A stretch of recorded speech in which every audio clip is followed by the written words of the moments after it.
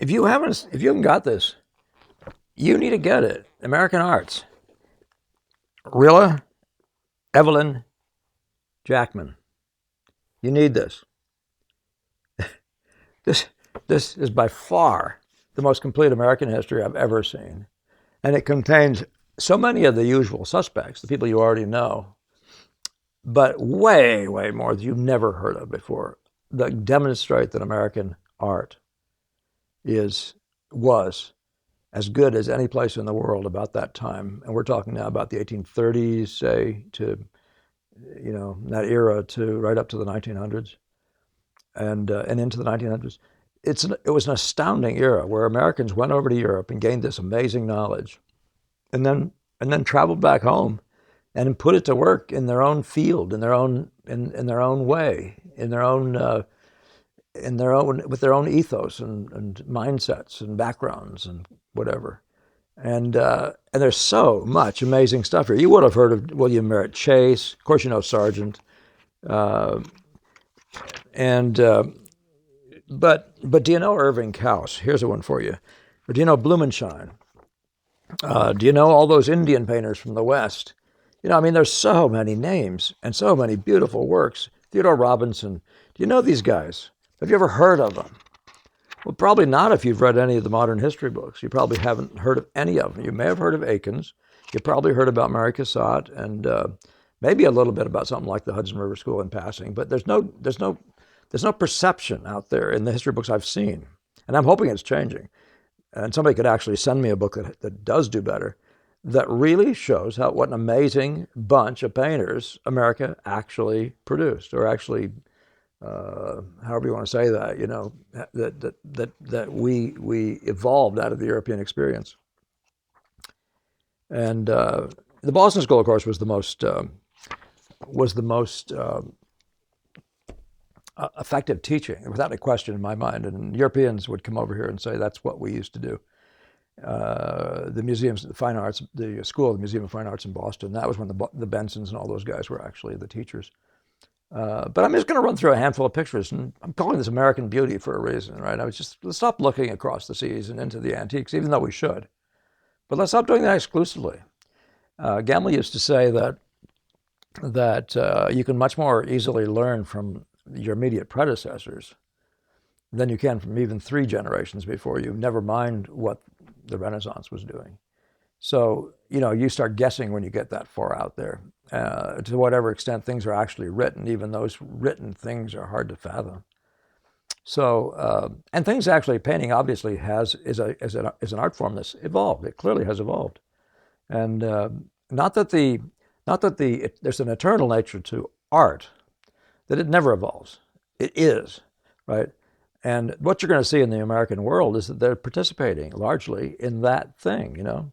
These guys are they're all drawing reasonably. They're all painting well.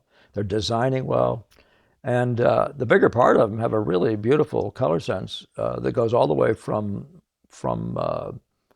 brown schools to the most exciting impressionist stuff. And most of it is fairly inclusive of decent drawing. And so it isn't just it isn't a weak experience that the American has. By the time you get to the Great Fair in 1893, the White City in Chicago, where there's just this amazing display of American work.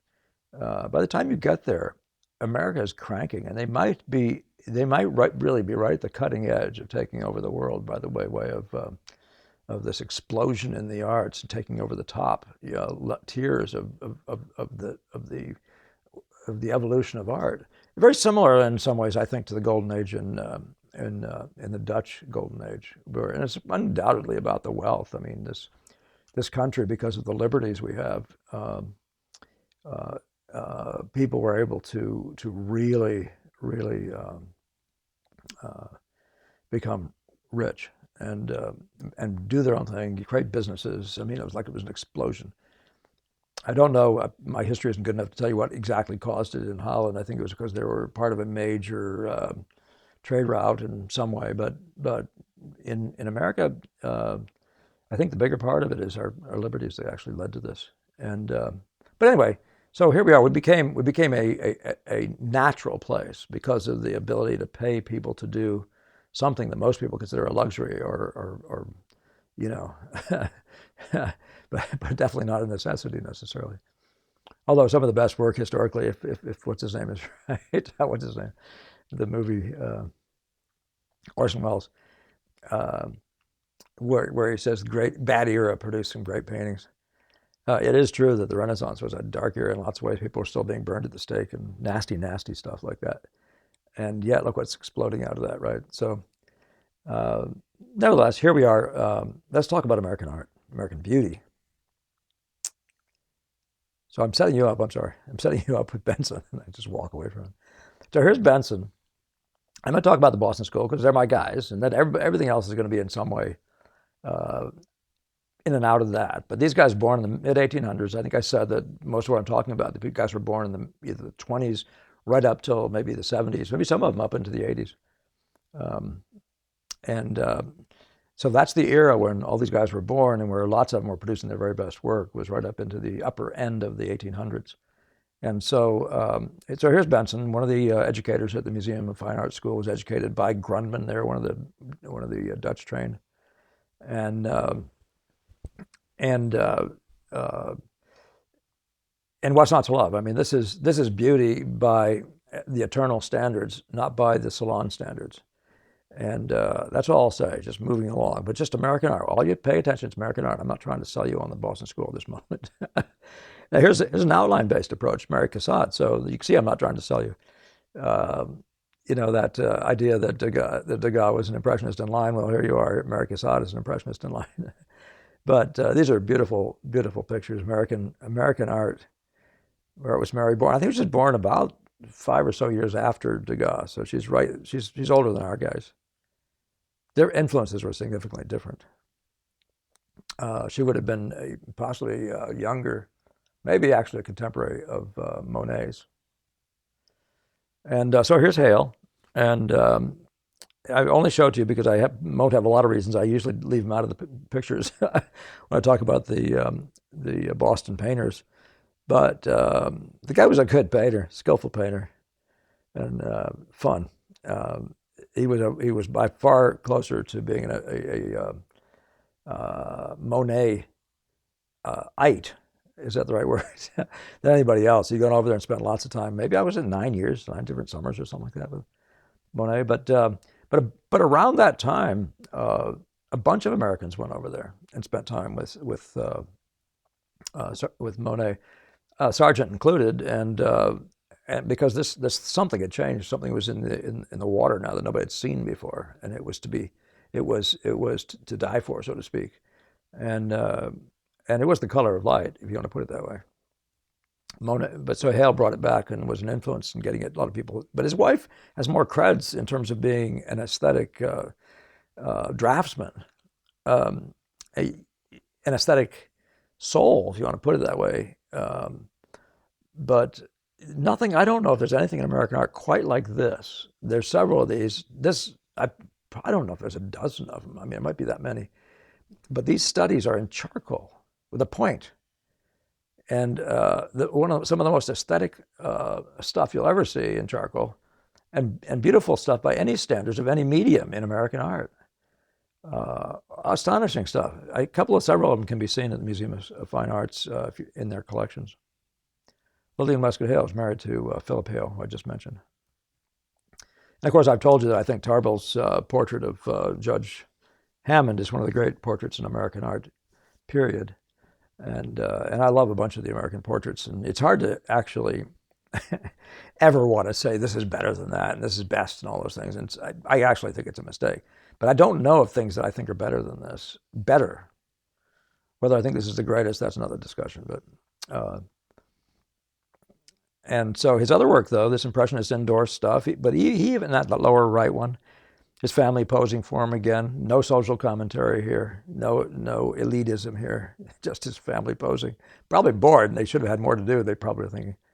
But the women in the interior above, that's really emotive, really full of expression. I mean, really wonderful stuff. The sensitivity between the two women in their intimacy there. And then there's Matthews, the California painter. I think he was born maybe at the same time as our guys, mostly the 60 or so. Uh, and But the California group had the influence of some of the influence of Monet, but mostly their color was decoratively focused. It was a decorative mood, and they're really good at it. Really, really good at it. This is Arthur Matthews, and his wife Lucia was also special. You mostly have to travel to see it in person. I don't know of any pictures out here. There must be some, but I don't know of any off the top of my head.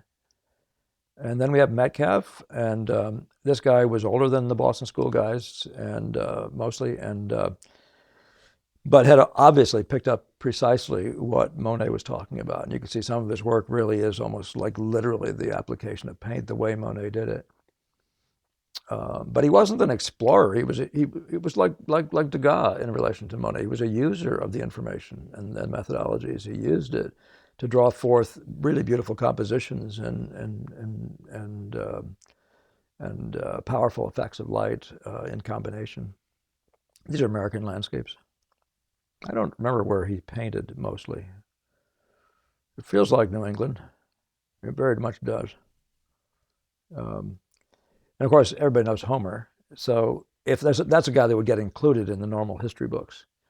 But but and of course, one of the great poets, and I do mean that in the abstract sense. That again, back to that idea of the poet and the mood of melancholy, which is so common to his pictures. It's very, it's like so much music. You hear music, and so much of it is on the downside. I don't know what that's called, but it's a melancholy to music, and we all love it. I mean, what it is, maybe but maybe it is proximal to the human dilemma, to the tragic and element of death, even in the midst of our joys. And of course, there's DeCamp, and I show you. It's important to show somebody who actually has the kind of skills in drawing the human figure as he does, and of course, all in combination with that great sense of light. Now these are all overstated because of the way the computers do it. The screen does it on your screen, and I can't do anything about that. So nobody's light is as brilliant. But this one down on the right here is the first time I ever understood what the big smash of light actually meant. It's a Boston School term, big smash of light. But these guys are good, just flat good, right? And they are strictly American. They don't look like Europeans, do they? Here's Paxton. And as you can see, his skills in drawing are, as he said, he could draw as well, as accurately as anybody. And it's true. Beautiful color sense, nice color movements throughout passages. I mean, really as nice a color movement as you'll ever see in skin painted by anybody in this country when he's doing it. Sometimes he does it less when he's got a slightly more academic thing going on, but not much. Mostly always there, using the eyes of an impressionist. And then there's Wyeth. Everybody knows there's no reason to ever dismiss these illustrators for some reason because they have made these pictures for a different purpose. It's like to me, it's like, as I said, dismissing Michelangelo because he painted the wall for a decoration, the Sistine ceiling for a decoration. So he's not a whatever. So, but Wyeth there again, American art. This is amazing stuff. I don't know if much European illustration is better than a number of the Americans, but I think Wyeth is the most intriguing of all the American illustrators that I know, and there are a lot of good ones. One of which is Parrish, and I could name so many. I wish I could begin to name them now. But if they come back to my mind, I will. California, other places had some really good strong mural painters. A lot of them were oriented around the initially around the illustration model, and they started as illustrators, and then they broke out and did lots of other stuff. What is the name of that one in California? Okay, but Blashfield is the guy probably had the most big jobs, like you'd expect over in Europe, that where he was decorating state houses and courthouses and all that sort of stuff. And one is more beautiful than the next. They're all beautifully designed, really wonderful use of interest and patterning and grouping and all the kinds of stuff you associate with good mural painting, good color. Uh, and here you can see that this thing this would do justice to a Bouguereau or even a Leighton on some level. This is very, very strong painting, knowledgeable, really knowledgeable painting. This is American art. Have you ever seen it, either of these? Isn't that something? Yeah. And he's all over the place on the mural. He's a great muralist. Yeah. Anyway, Sargent, of course, and this picture here, which of the great English painters does more impressive work than this? I mean, he takes the chapter out of their own book and outshines a significant number of them. Yeah, he was a big fan of Rayburn, and I don't know that Rayburn ever did anything quite as astonishing as this, although he's done maybe some things that are just slightly more feeling more true. Sargent's got this certain thing going on where he's got an elegance. I think when Degas said he was a painter of the fashions, I think he almost was saying that he makes paintings that make fashion statements, right? So these three women of obvious wealthy background are getting treated to a one-upmanships over their neighbor who hasn't been painted by Sargent yet. Who knows what? Silly, right? Anyway, but in that this picture here, this mural by Sargent is very remarkably creative in terms of mural painting, stuff that I haven't seen before in European stuff, where people are starting to get really innovative. Gamel bought into a lot of what he was doing. Gamel rented Sargent when he was 18, I think. When Gamel was 18, I think he said that, and embarrassed himself, he said, in front of him, a funny story. But he said, in gushing over him. But Gamel was hugely influenced by what this guy was doing. And then in the same building, and this is the Museum of the Public Library, sorry, in Boston. And Boston was where he was brought by, I think, the Boyd family, maybe. I want to say that, but I'm not sure who, if it wasn't them. And sponsored, whatever the right word is, and he quickly made friends and influenced people at a time when he didn't want to make any more portraits. He was forced to even do a bunch more commissions. But in the meantime, by the way, the Boston Public Library has this Abbey room. And Abbey, again, was an illustrator turned muralist, and really a beautiful, beautiful bunch of work in this dark oak room, very, very medieval, and beautiful, beautiful room in itself. And then these murals sitting up there maybe above 10 feet high and going up maybe 6 feet and spanning the entire area of a room. Maybe the room might be 60 feet long or more. Beautiful, beautiful thing. American art. And I think, by the way, that Abbey was also maybe an expatriate. I think he may have spent most of his time in England. And Ridgway Knight, another expatriate. Blum spent a lot of time. This is a watercolorist and more, who did the mural at the a beautiful, beautiful mural at the Brooklyn Art Museum, which is, by the way, is a really great resource for American art. Really, really good one. As good as probably any in America. And it's really a commendation that even when other museums weren't doing it, they stayed true to what they had and what they'd been doing, and what a value they are. But but Blum did the mural as you just come in the entrance. It used to be, or maybe it's still the same entrance. You come in that entrance, and you turn around and look up, and there's this beautiful mural along the top, and a sweetest thing. I mean, in the most shallow values that I have ever seen painted. Really, really nice stuff, and just a great, great, great museum to visit. Ridgway Knight was another one of those, I said, of those expatriates, went over to Europe. I want to say he was a student of Glare and maybe the Beaux-Arts, and then Meissonier. So really strong stuff, and then he didn't come home with it. So I think he did have some American students over there who did bring some of his way of working home. But what's this crazy stuff? Have you seen all these guys?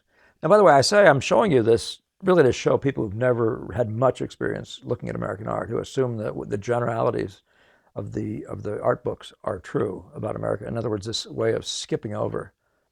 And I do actually fault the art historians who aren't doing their homework. I think they're not doing their homework. I mean, if you're doing your homework in art history, you would at least name quite a few of these names.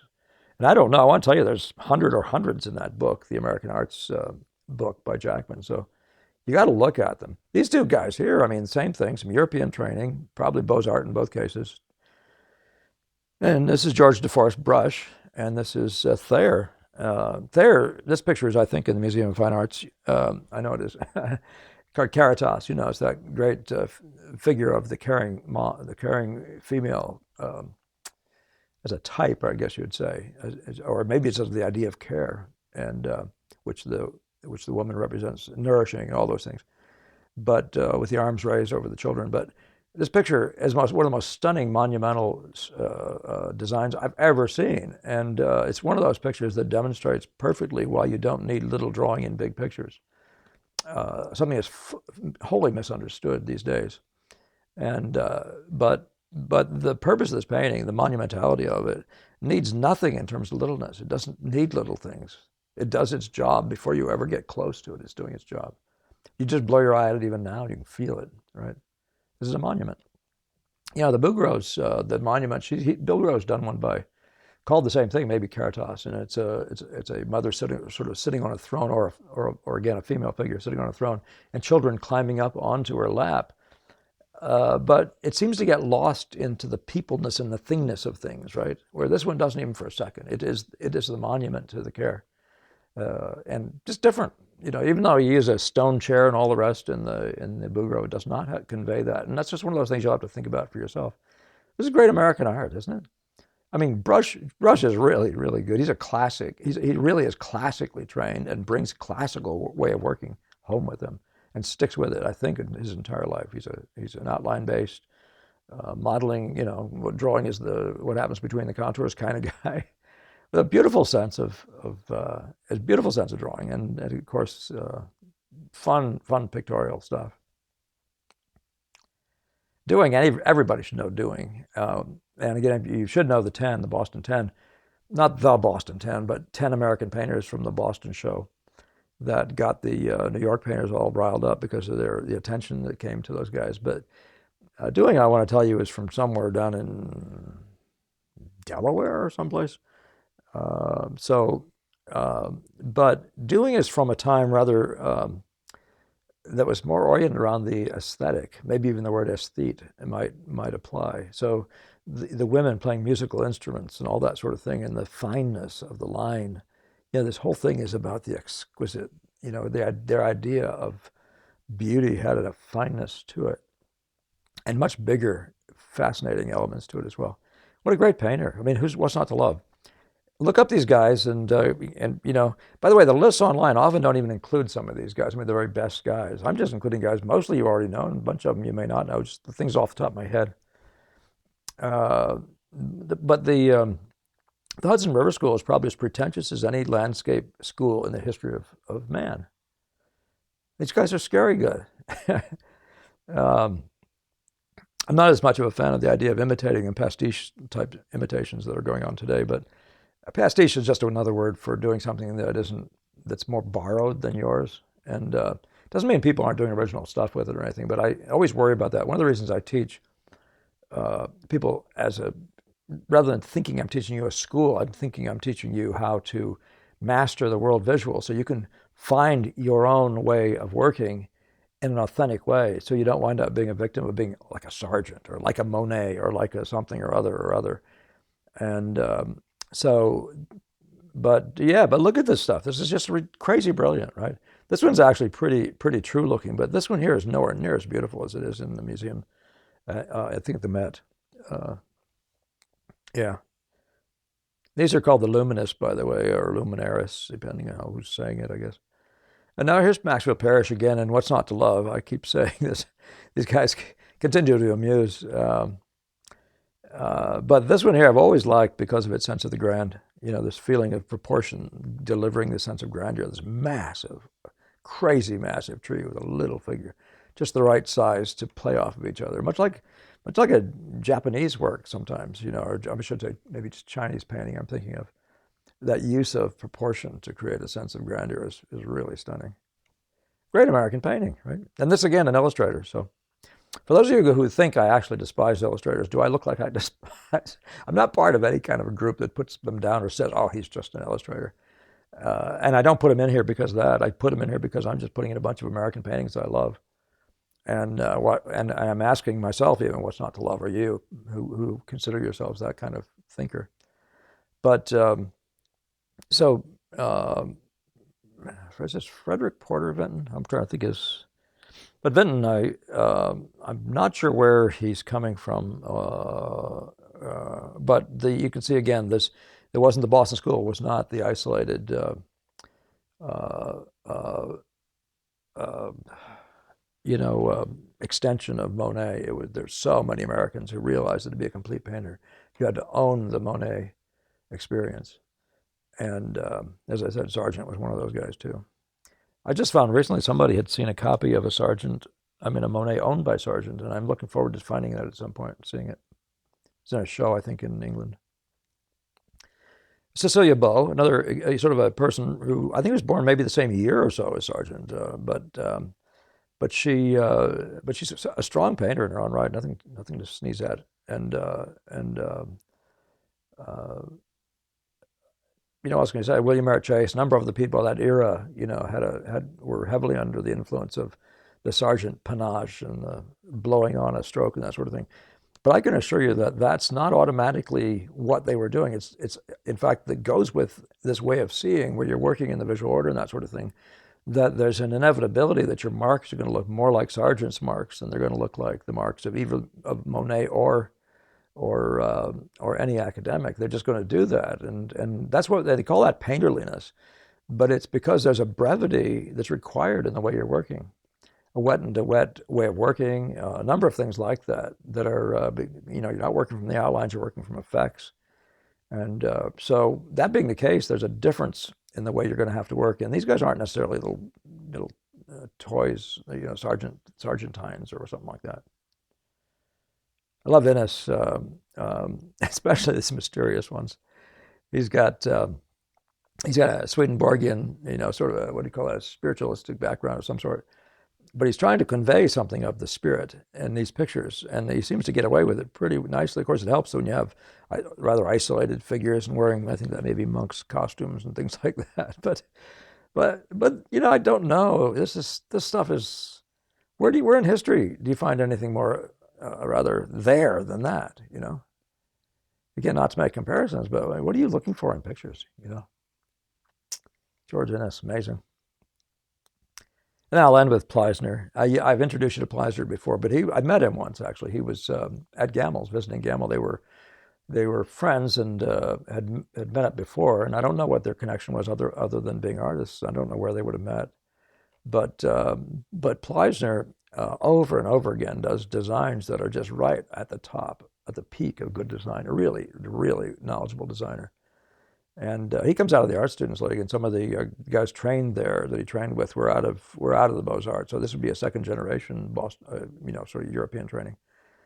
And he was largely he did both. He did pictures for illustrations for magazines and other things like that, posters and things. But he also but significant part of his work really was easel pictures, which is what most of us do. So.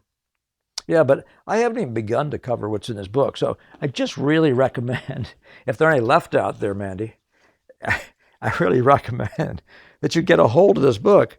I mean, look up all these. Did I mention the American Indian painters? I mean, with these staggeringly brilliant sunny effects that I saw when I was a kid in Denver. And I don't remember where, because I don't remember Denver having two good pictures, but it might have been there. Well, I do remember them having about 5 really good pictures, including a Bouguereau and I think a Millet. What was it, Millet Degas? Even a Rouault actually that oddly I liked. But there's so many painters. I mean, I just going through the Dutch there. The Dutch, the Pennsylvania there group, the Redfields and the Garbers and all those guys, and. I haven't even mentioned what was that? The teacher of Duveneck, the teacher of one of the great influences on a number of American painters, including de Camp, who Sargent described as the greatest exponent of the brush. I think is what he said about Duveneck. And he was a guy that was also born. I think he was. I think I want to tell you he was older than Sargent. Definitely 15 years older than what's his name, or something like that. He must have been 10 years older than Sargent. I haven't mentioned White. Remember the Isabella and the Pot of Basil, and who else could I? Who else is in here that shows up? George Hitchcock. Um, oh golly, there's so many good painters. Now you'll see Cox's paintings in this thing, of course. And yeah, so there's Emil Carlson and his son Dines. I mean, like, I don't know what you've been doing with your art history time, but step into America, and find out who we are, and find out, look for something we can build on, and let's not necessarily be so preoccupied with stuff we can't even touch, with Western Europe and all the stuff that was in that culture. That may be harder to connect with, but just an encouragement. And hope I wasn't too negative about the historians, but it is a dark time in terms of history when you don't see this, when you don't talk about this as an art historian, and or even see America having a golden age rather. And a long history. I mean, from Gilbert Stuart even earlier, Copley. You see this wonderful history, especially in the Boston Museum. Just traveling all the way forward. There's so many good painters. I mean, so many. Even before we get to this explosion here. Anyway, I'll stop. Thank you for your attention and your shares, comments, likes, and and your subscriptions especially. What a nice little jump we just had. And I look forward to seeing you next time.